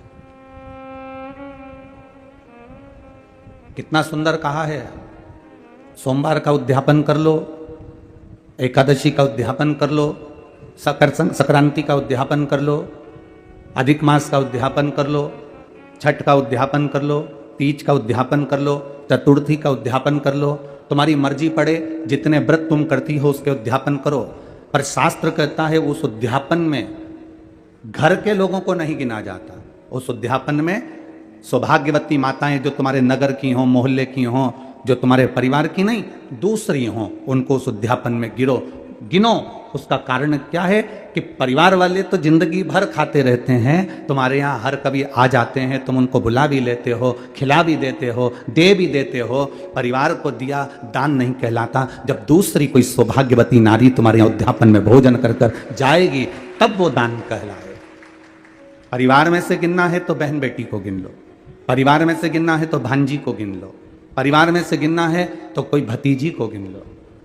पर हमने, हमारी 4 जेठानी है, चारों को हमने उद्यापन में गिन लिया। हमारी 5 देवरानी है, हमने 5 को उद्यापन में गिन लिया। हमारे काका जी की जो लड़कियां हैं, हमारी जेठानी आदि का जो भी उनकी बहुएं हैं, हमने उनको भी उद्यापन में गिन लिया। ये उद्यापन नहीं लगता। उद्यापन हम जब दूसरे को देते हैं, कई लोग कहते हैं हमने बेटी का विवाह करा तो उसको साड़ी दी तो हमारा दान लगना चाहिए, बेटी की शादी होने के बाद हम बेटी को कुछ दे रहे हैं तो दान लगना चाहिए, हमने बेटी को अंगूठी बनवा कर दी तो हमने दान कर दिया, हमने बेटी को वस्त्र दिया तो दान कर दिया। कौन सी पुराण में लिखा है कि बेटी को आप कुछ देते हो तो दान कहलाता है? शिव महापुराण की कथा कहती है बेटी कभी तुमसे दान नहीं लेती, बेटी तुम्हारे घर में आती है तो अपना हक लेकर जाती है, हिस्सा लेकर जाती है, दान कभी लेकर नहीं जाती। बेटी को एक साड़ी देकर तुम ये एहसान मत मानना कि तुमने एक साड़ी दे दी तो हमने बेटी को दान दे दिया। एक आध दिन काले कोट वाले भैया को लेके आ गई ना, अगर एक दिन आ गई ना काले कोट वाले को लेके, फाइल माइल सब लेके, उस दिन फिर तुम जी जी जी जी करते रहोगे। एक साड़ी देकर कभी ऐसा मत मानो कि हमने बेटी को कुछ दे दिया, हमने बेटी को कुछ प्रदान कर दिया, हमने दान दे दिया। बेटी कभी दान नहीं लेती, बेटी तो खुद दान में जाती है। उसको हमारे यहाँ सनातन धर्म में कन्यादान कहते हैं। बेटी तो खुद दान में जा रही है।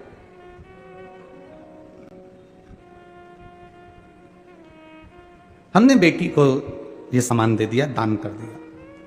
शिव महापुराण कहती है ना ना ना, अब दूसरे को दिया गया दान है, दूसरे को प्रदान किया गया पुण्य है। अपने का क्यों नहीं लगता? बहन बेटी हो तो उसको दो, मना नहीं, हम मना नहीं कर रहे। भांजी है तो उसको दो, मना नहीं कर रहे। अपनों का क्यों नहीं लगता? देवरानी को दिया या जेठानी को दिया, उसका क्यों नहीं लगता? क्योंकि आपस में तुम आज खिला दोगी, अगर उद्यापन में तुम थोड़ा बहुत पाँव भी पढ़ लोगी, उद्यापन में तुम उसका सम्मान भी कर लोगे, उद्यापन में थोड़ा सा तुम आदर भी कर लोगे, पर बाकी के साल भर तुम उसका आदर करोगी क्या? अंदर से ना जाने कौन कौन सी बात पे दिन भर कुड़ती रहोगी अंदर बैठी बैठी। तो ये पुण्य कहां से लग गया, ये दान कहां से लग गया? दान अनायासी होता है। अब यहां लोग भंडारा चला रहे हैं, यहां परिवार भी भंडारा चला रहा है अग्रवाल जी का, और भी रोड के किनारे किनारे ना जाने कितने लोग, कोई बिस्कुट, कोई पूड़ी, कोई सब्जी, कोई चावल, कोई खिचड़ी, कोई कुछ बांट रहा है। अब इतने लोग यहाँ आए हैं तो क्या उनके रिश्तेदार आए हैं क्या? नहीं, अनायास ही आया है। कोई ये पहचानते नहीं है तो भी यहाँ पहुँच गया है और उसका उन्होंने आदर किया है, सम्मान किया है, सत्कार किया है, और वो सत्कार का फल ये मिलेगा कि वो खुद 3 महीने में अंदाजा लगा कर बैठ जाएंगे कि हमने दूसरे को खिलाया तो बाबा ने हमको दिया कितना है। ये उसके ऊपर आधार।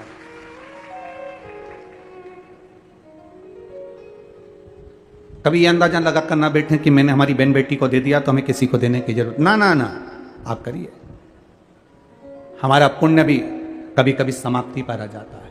भीष्म पितामह ने जिंदगी में इतना पुण्य करा, पर रुक्मिणी जी से भगवान कृष्ण ने कहा, एक स्त्री का वस्त्र खिंचा रहा था, द्रौपदी का चीर खिंचा रहा था, उस समय पर उसको बोलना था। भीष्म पितामह को उस समय पर बोलना चाहिए था, गुरु द्रोणाचार्य को उस समय पर बोलना चाहिए था, गुरु द्रोणाचार्य को उस समय पर कहना चाहिए था। जब वस्त्र खिंचा रहा था उस समय पर बोलना चाहिए, ए दुर्योधन, ए दुशासन, तुम ये गलत कर रहे हो। एक स्त्री का चीर खिंचा रहा। हमने पहले भी कथा में कहा, लोग कहते हैं सीता जी के कारण रामायण हो गई और द्रौपदी के कारण महाभारत हो गई। दुनिया के लोग ये शब्द कहना बंद कर दें कि द्रौपदी के कारण महाभारत हो गई और सीता जी के कारण रामायण हो गई। याद रखना, ये सीता और द्रौपदी के कारण महाभारत और रामायण नहीं हुई है, यह नारी का सम्मान नहीं कर पाए इसलिए महाभारत और रामायण हुई है।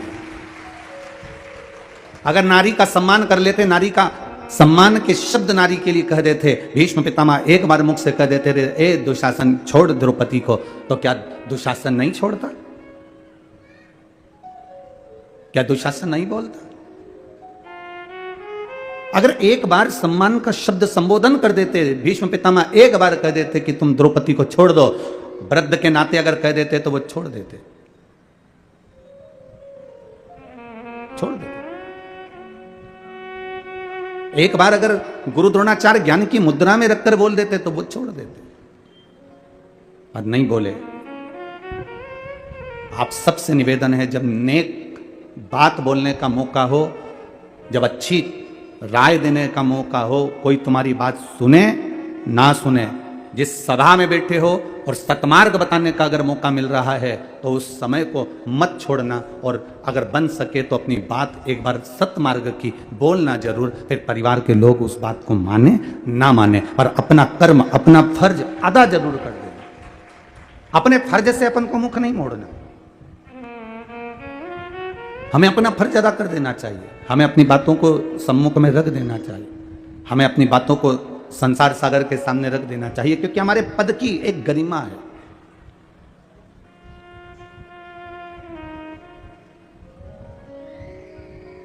किस जगह पर आप बैठे हुए हो, किस स्थान पर आप बैठे हुए हो, उसकी एक गरिमा है। बहुत ध्यान देना, पाप कराने का काम इस पेट का होता है। पेट क्या कराता है? झूठ बुलवाता है, पाप कराएगा। पेट क्या कराएगा? भूख लगी है तो लोभ भी करवाएगा, आसक्तियां भी आएंगी, तृष्णा भी आएगी, वासना भी आएगी। पेट का काम है। पेट पाप करवाता है, पर पेट पाप करवा देता है, पर पेट कभी पाप का प्रायश्चित नहीं करता। पेट पाप करवाता है और ये जो पीठ है ये हमेशा प्रायश्चित करती है, बोझा ढोती है उस पाप का, और मेहनत कर कर इस शरीर को पार लगाती है। पेट में और पीठ में अंतर ही यही है। पेट पाप कराने का कार्य करता है, पेट हमको पाप की ओर लेकर जाता है। थोड़ा सा लोभ बढ़ता गया, बढ़ता गया, बढ़ता गया। थोड़ा महंगाई बढ़ी तो और वस्तुओं की महंगाई बढ़ा दी। 1 रुपए की चीज़ 4 रुपए में, 4 रुपए की 8 रुपए में, 8 रुपए की 10 रुपए में, 10 रुपए की 20 रुपए में, बढ़ती चली गई, बढ़ती चली गई, बढ़ती चली गई। हमने उसका अधिक फल पा लिया, पर भोगना तो पीठ को पड़ा है। रखिए, ननंद हो, ननंद की मर्यादा रखिए, भाभी हो, भाभी की मर्यादा रखिए, भाई हो, भाई की मर्यादा रखिए। भीष्म पितामह अगर अपनी मर्यादा रख लेते और उस जगह पर भीष्म पितामह थे, घर के सबसे बयो, सबसे वृद्ध, सबसे बड़े, अगर एक बार उठकर कह देते दुशासन चीर छोड़ बहू का, द्रौपदी के चीर को हाथ मत लगा लेना दुशासन, और द्रौपदी से कह देते बेटी आओ यहां बैठो, बैठ जाओ, अपनी गांधारी सास के पास जाकर बैठ जाओ, रोमती उसके पास जाकर बैठो, तो दुशासन और दुर्योधन की हिम्मत नहीं होती कि वो चीर खींच लेते। पर मर्यादा हट गई। एक बड़ा अपनी मर्यादा ना छोड़े, एक छोटा अपनी को सार्थक कर लेते हैं। ड्राइवर की सीट पर किसी को गाड़ी चलाना नहीं आती, बस का ड्राइवर बस लेकर आया, चाय पीने के लिए नीचे उतर गया, उसकी सीट पे कोई दूसरा चढ़कर बैठ गया, किसी को नहीं मालूम कि ये ड्राइवर है कि नहीं, वही वहां से निकल कर जा रहा था और उसने कह दिया ड्राइवर साहब रायपुर तक जाएगी क्या बस? अब तुम्हें तो मालूम था कि बस जाएगी, हाँ साहब जाएगी। दूसरा आया ड्राइवर साहब ये बस रायपुर तक जाएगी क्या? हाँ साहब जाएगी। अब तुम ड्राइवर हो क्या? जम के तो बोलो, नहीं हो ना।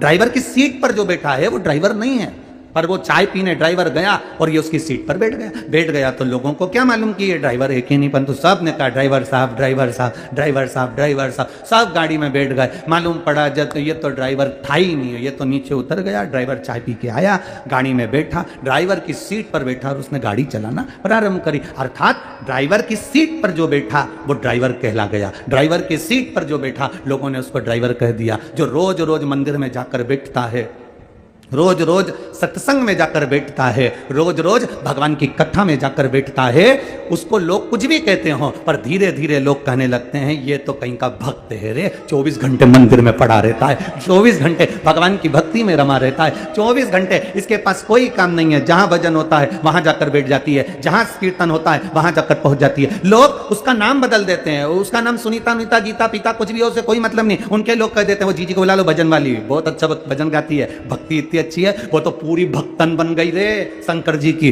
अब लोग उसका नाम चेंज कर दिया क्योंकि भजन में बैठती है, भगवान के पास बैठती है, भगवान के करीब में रहती है, भजन में डूबी रहती है, इसलिए उसका नाम वहां बैठ बैठ के भक्त हो जाता है। जो सत्संग में जाकर बैठता है उसको लोग संत कहने लगते हैं। कई बार तुम कथा सुन सुन कर जाओ और अपने घर पर जाकर ज्यादा ज्ञान देने लगते हो ना छोटी छोटी बात के लिए, तो ही लोग कह देते हैं हमारी अम्मा आ गई है, बहुत बड़ी संत है।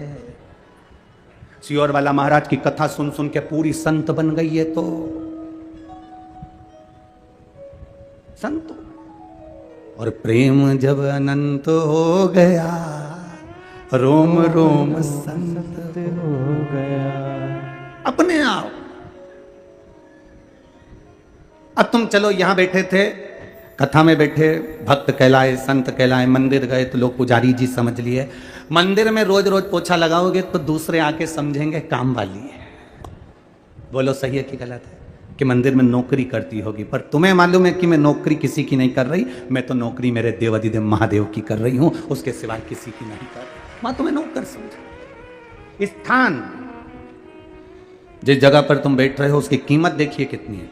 अब चलो तुम जाके मदिरा की दुकान पर, दारू की दुकान पर जो नी भी पीता मत पिए, पर मदिरा की दुकान पर जरा रोज जाके शाम के टाइम खड़ा हो जाए, मत पिए। पर लोग क्या कहेंगे? राम सिंह का छोरा, वो नाथुराम की औलाद, वो उसका भाई पक्का बेवड़ा, 4 बजते नहीं और दुकान पर उसकी भक्ति में जाकर खड़े भी हो गए। भले हमने कथा सुनी ना सुनी, हमने भजन किया ना किया, हमने दान किया ना किया, हमने पुण्य किया ना किया, हमने संकीर्तन किया ना किया, हमने शंकर जी के मंदिर में 1 लोटा जल चढ़ाया ना चढ़ाया, पर हम रोज अगर भगवान की कथा में जा रहे हैं, रोज भजन कर रहे हैं, रोज कीर्तन कर रहे हैं, रोज मंत्र जाप कर रहे हैं, रोज मंदिर जा रहे हैं, तो हमारा भी नाम उसकी लिस्ट में जरूर आ जाता है। भले हमने पुण्य करा कि ना करा, पुण्य की लिस्ट में आ जाता है। एक नहीं पीता और दारू की दुकान पर खड़ा है तो उसका नाम आ गया।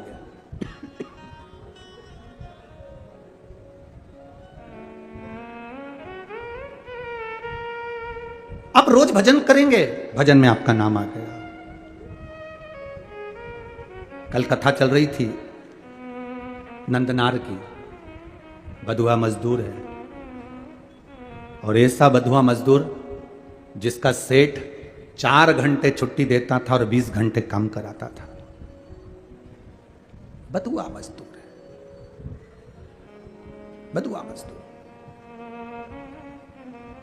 इतना काम कराता था कि कभी छुट्टी नहीं देता था। एक दिन उस नंदनार के हृदय में एक बात आ गई और उसको 25 किलोमीटर दूर जो तिरुंगपुर मंदिर है, तिरुपुंगुर के उस शिव जी के मंदिर में दर्शन करने जाना है।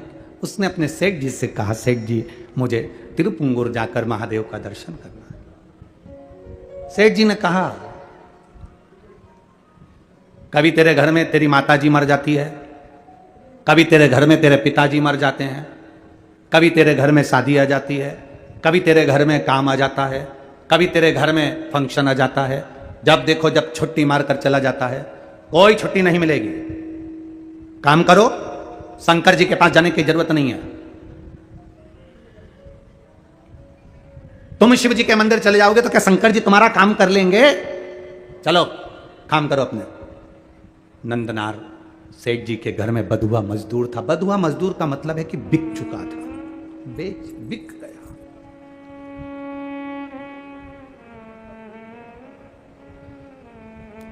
बिक गए। बहुत जिंदगी कष्ट में हो गई, तकलीफ में हो गई, बहुत कष्ट की जिंदगी। अब हमारे को जीने की आस नहीं है। एक माँ, अभी अलवर की कथा की बात है। अलवर में राजस्थान में जब कथा थी तो एक माँ आई और उसने कहा, गुरुजी अब मेरा 3rd स्टेज का कैंसर हो गया और मेरे को चेस्ट का कैंसर है, स्तन कैंसर है, 3rd स्टेज पर है। डॉक्टर ने जवाब दे दिया है, कीमो पूरे हो गए हैं, पर डॉक्टर कह रहा है कि कीमो होने के बाद वापस कैंसर उपज गया। सिर के पूरे बाल उस महिला के कीमो के कारण चले गए। अब उसने पूछा, हम लोग अधिक मास सावन के महीने में अनुष्ठान ज़्यादा रहते हैं, पूजन ज़्यादा रहती है, तो 3-4 दिन तो हम किसी से मिलते नहीं, यजमान परिवार से भी नहीं मिलते। ये नियम है हमारा। 4 दिन के बाद चाहे यजमान परिवार हो, पत्रकार बंधु हो, जब तक अधिक मास सावन में थोड़ा हम भी अपनी पूजन पाठ करते हैं तो नहीं मिलना होता। 4 दिन के बाद में जब मिलना हुआ, वो रोज़ पत्र भेजी। आखिरी में 4 दिन निकले, 5वें दिन वो आई। अब आप बताइए, मेरा 3rd स्टेज का कैंसर और कैंसर वापिस उपज गया, कीमो चल रहे हैं, पट्टा बांधी थी सिर पे, कपड़ा, बाल नहीं थे, भुकुटियों के बाल भी उड़ गए थे। अब मेरे लिए आज्ञा कर दो, अब मुझे करना क्या चाहिए?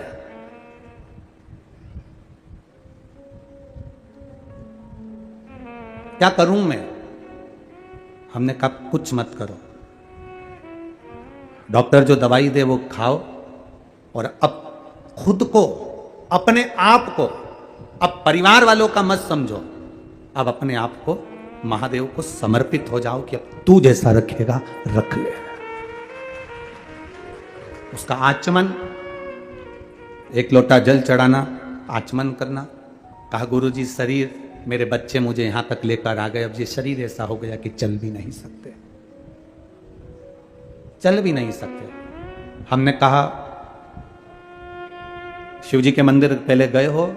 गुरुजी पहले तो हम कभी मंदिर नहीं गए, पर जब से बीमारी का मालूम पड़ा है तब से मंदिर तो हम जा रहे हैं, शिव जी को जल चढ़ा रहे हैं, पर बीमारी अभी भी बनी हुई है। हमने कहा कोई बात नहीं, अब तुम जल चढ़ाने नहीं जा सकते, कोई बात नहीं। अगर तुमने 1 महीना भी पहले जल चढ़ाया है, 15 दिन भी चढ़ाया है, 20 दिन भी अगर तुमने जल चढ़ाया है तो चिंता मत करना, उसने तुम्हारा हाथ पकड़ा है, तुमने 10 दिन उसकी सेवा करी है तो 10 साल तुम्हारी सेवा करने को तैयार बैठा है, चिंता मत करना, छोड़ दो उस पर। अब अपने आप को हम परमात्मा पर छोड़ क्यों नहीं देते? एक घड़ी ऐसी हो, एक पल ऐसा हो, उसमें परमात्मा पर छोड़ दिया जाए। एक किसी ने पत्र लिखा है,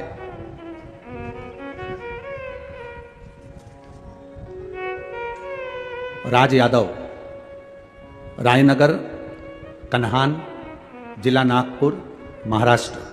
कहीं बैठे हो तो हाथ हिला सकते हैं। राज यादव दिख गए क्या? कहीं बैठे हैं? जहां बैठे हैं उधर दिख गए? हाँ ठीक है, हाथ हिला दो। राज यादव, राज यादव, रायनगर, कन्हान, जिला नागपुर। की गवर्नमेंट जॉब होती है गुरुजी, जो कि बड़ी संघर्षपूर्ण जॉब है और बड़ी कठिनता से मिलती है। शुरू से मेरी इच्छा रही है कि इस ऑल इंडिया कंपटीशन एग्जाम में मैं पास हूं और कैसे भी मेरा रिजल्ट आए और मैं उत्तीर्ण हूं और इस कंपनी में, इंडिया की ये जो पावन कंपनी है माइनिंग सरदार की जो पोस्ट होती है, उस पोस्ट पर मैं पहुंचूं। बहुत मेहनत करी, कोई रिजल्ट सामने नहीं आया। तब शिव महापुराण की कथा सुनकर आप कहते हो शिव जी पर छोड़ दो, मेहनत आप करो, कर्म आप करो, पढ़ाई की तैयारी आप करो, बाकी का महादेव पर छोड़ दो, अपने कर्म को जरूर करो। और वो मैंने किया, पढ़ाई की तैयारी करी और खूब मेहनत करी। तब मैंने 27 अप्रैल को आपके कहे अनुसार बाबा देवाधिदेव महादेव को बेलपत्र में शहद लगाकर बाबा की कृपा से 14 मई को एग्जाम दिया, जिस एग्जाम में कई लोग बैठते हैं पर रिजल्ट सबका शून्य आता है। और बाबा की कृपा से ऑल इंडिया रैंक 33 मेरा आया और बाबा की कृपा से मैं माइनिंग सरदार के पद पर नियुक्त हो गया। मैं बाबा को यहां प्रणाम करने के लिए आया हूं, यही शिव कृपा। साधुवाद है बाबू, आपको बैठ जाइए। हर हर महा। आपका लक्ष्य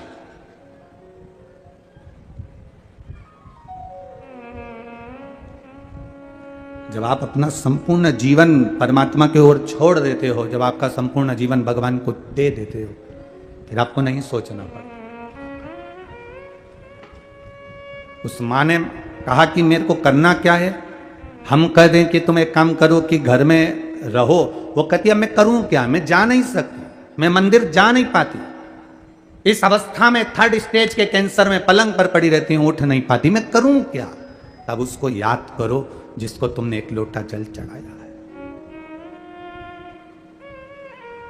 जिसको तुमने जल समर्पित करा है, तुम उसको स्मरण करो। घर से मैसेज आया कि हमारी माता जी की तबीयत कम से कम 75% ठीक हो गई है, इसलिए बाबा की कथा का छोड़ दो उसको। एक बहन ने पत्र लिखा है, उसको भी कैंसर जैसा, मीना यादव।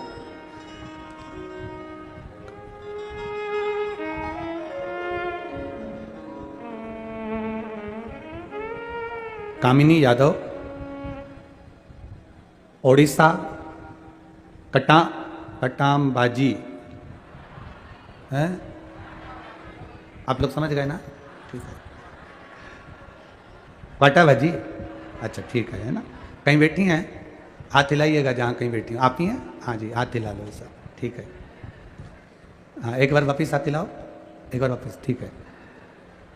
कामिनी यादव, ओडिशा, पटाबाजी से आई हूँ गुरुदेव। एक लोटे जल का मैं क्या वर्णन करूँ। मेरी छोटी बेटी को कैंसर हो गया था। डॉक्टर ने बताया कि गले में कैंसर है और पूरा घर चिंता में आ गया। रायपुर में उसका इलाज हुआ, संजीवनी हॉस्पिटल में इलाज करवाया। कैंसर में कोई आराम नहीं लगा। तब किसी ने कहा कि सियोर वाला महाराज दोपहर में कथा करता है, टीवी पर आती है, जरा सुनो, उसमें कुछ ना कुछ बताएगा। उस दिन कथा में कुछ नहीं बताया, बस सारी समस्या का हल एक लोटा जल बताया। हमने वो जल चढ़ाना प्रारंभ करा, दवाई चलती रही। डॉक्टर ने कहा गले का कैंसर है, ये रहेगा। गुरुदेव, आपने कथा में कह दिया कि भगवान के भरोसे रहो, ना घर के भरोसे ना परिवार।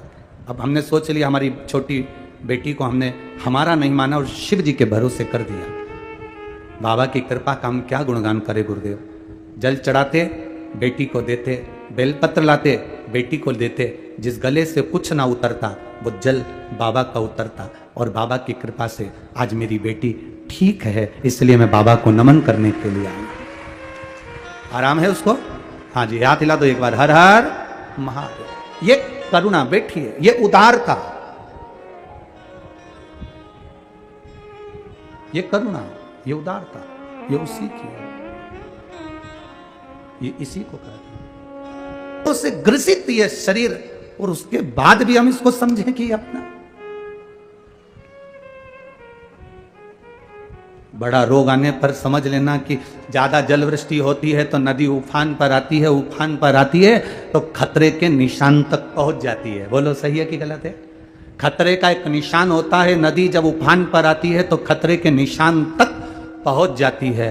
खतरे के निशान तक अगर नदी पहुंचती है तो गांव के डूबने की आशा हो जाती है। इसलिए नदी खतरे के निशान तक आए तो मकान को जल्दी खाली कर कर गांव को खाली करवा दिया जाता है। उसी तरह चलते